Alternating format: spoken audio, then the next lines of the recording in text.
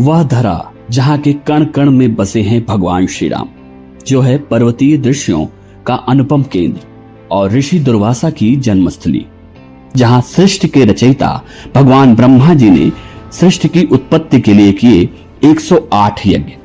आज के इस वीडियो में हम पड़ताल कर जानेंगे इन सभी सवालों के जवाब, तो कहीं मत जाइए, बने रहें इस वीडियो के अंतिम छोर तक। हिंदुओं की आस्था का केंद्र, जहाँ के कण कण में भगवान श्री राम, माता सीता और लक्ष्मण की यादें बसी हुई है, जो है आध्यात्म की नगरी। जी हाँ, हम बात कर रहे हैं एक ऐसे जिले की जिसकी सीमा 2 राज्यों उत्तर प्रदेश और मध्य प्रदेश में आती है।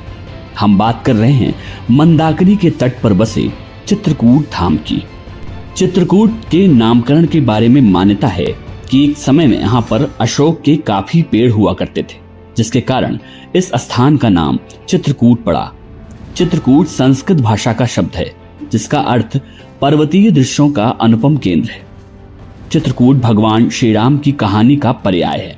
इसके भूगोल, संस्कृति और अस्तित्व में राम कथा ही रची बसी है।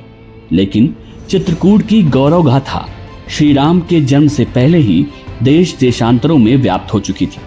यहाँ ऋषि अत्रि के आश्रम का उल्लेख पुराणों में मिलता है, जिनका विवाह भगवान कपिल की बहन और कर्दम ऋषि की पुत्री अनसुईया जी से हुआ था। बहुत कम लोग ही जानते हैं कि माँ गंगा की धारा को चित्रकूट की धरती पर लाने वाली कोई और नहीं, माता अनसुईया ही हैं, जिसे लोग मंदाकिनी नदी के नाम से जानते हैं। चित्रकूट ही वह स्थान है जहां त्रिदेव महासती के सामने पुत्र बनने के लिए मजबूर हुए और बाद में उन्होंने अपने अंशों का प्रतिदान किया। भगवान दत्तात्रेय का जन्म इन्हीं अंशों का साक्षी है और यह स्थान ऋषि दुर्वासा की जन्मस्थली भी है। मान्यता है कि भगवान राम के आगमन से पहले अनेक ऋषि चित्रकूट की 84 कोस की परिक्रमा के इर्द गिर्द आश्रय ले लिए थे।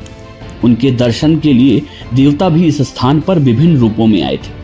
यहाँ भगवान राम 14 वर्ष के वनवास के दौरान माता सीता और अनुज लक्ष्मण के संग 11 वर्ष 11 माह 11 दिन रहे थे। राजा मत्स्य गजेंद्रनाथ आज भी चित्रकूट के उसी तरह राजा माने जाते हैं जैसे उज्जैन में महाकालेश्वर।